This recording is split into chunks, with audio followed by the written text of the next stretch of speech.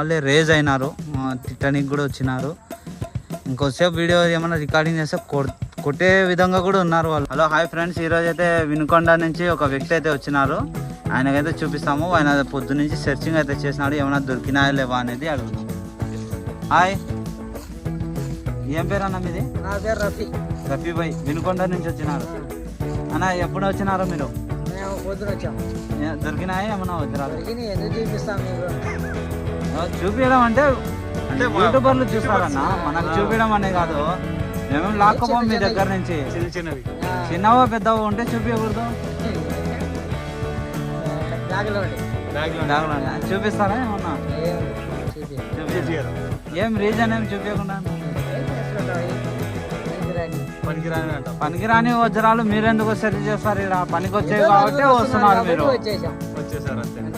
ఇప్పుడు దాకా వేరే ఆయన కూడా అట్లనే దాపెట్టుకొని పోయినాడు. ఆయన కాకినాడ నుంచి వచ్చాడంట. ఆయన వచ్చేసి చూసి అసలు మీ యూట్యూబ్ వాళ్ళు అంతా అబద్ధాలు చూపిస్తానని చెప్పేసి వెళ్ళిపోయాడు. అలా కాదురా, మేము ఉండేదే చూపిస్తాము, లేనిది మాకైతే అవసరం లేదు. ఇప్పుడు మీకు ఇష్టమైతే చూపియండి, సబ్స్క్రైబ్లో చూపిస్తాము. మీకు ఇష్టం లేకుంటే కూడా మేము చూపించమన్నా అని చెప్తే మేము కూడా ఏమనుకోము, వాళ్ళకు కూడా అదే చెప్పిస్తాం, సారీ అని చెప్పేస్తాం అంతే. ఏదో డబ్బాలు అవి చూపిస్తాడంట, చూద్దాం. ఆయన అయితే ఒప్పుకొని చూపిస్తున్నాడు. చూసేనా మీరు? కింద వేసావు వద్దులే.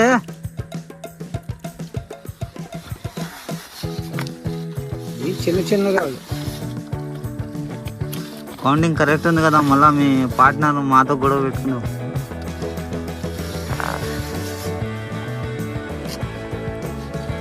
చూసారా ఫ్రెండ్స్, ఇదే ఆ వజ్రం. వజ్రాలు వడకలు, ఇవి చిన్న వడకలు. బాగుంది. ఎన్ని దొరికినాయి అన్న ఇట్లాంటివి?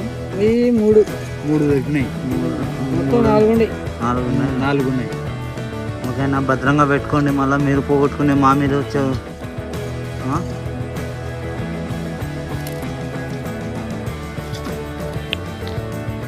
కిందేమో పడినట్టుంది.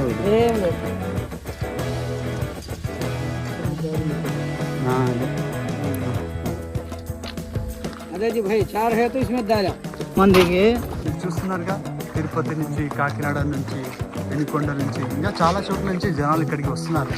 సో ఇప్పుడైతే అదృష్టం వినుకొండ వారికి దక్కింది.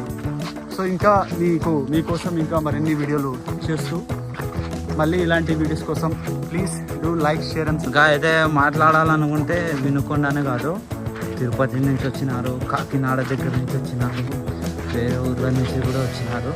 వాళ్ళైతే మాకు చెప్పించి అదేవిధంగా వీడియో అయితే తీయకండి, డిలీట్ చేసేయండి, మాకు మా ఊర్లలో ప్రాబ్లం వస్తుంది, తీయకండి. ఏదో న్యూస్ ఛానల్ అనుకున్నారు మాకు. మేము చెప్తూనే ఉన్నాం, యూట్యూబర్స్ అండి మేము, మీకు ఏం కాదులేండి, ప్రాబ్లం అయితే రాదు అంటే వద్దు, ఎట్టి పరిస్థితులలో వీడియో అయితే డిలీట్ చేయండి అని మాతో గొడవ పెట్టుకొని వీడియో డిలీట్ అయితే చేయడం అయితే జరిగింది.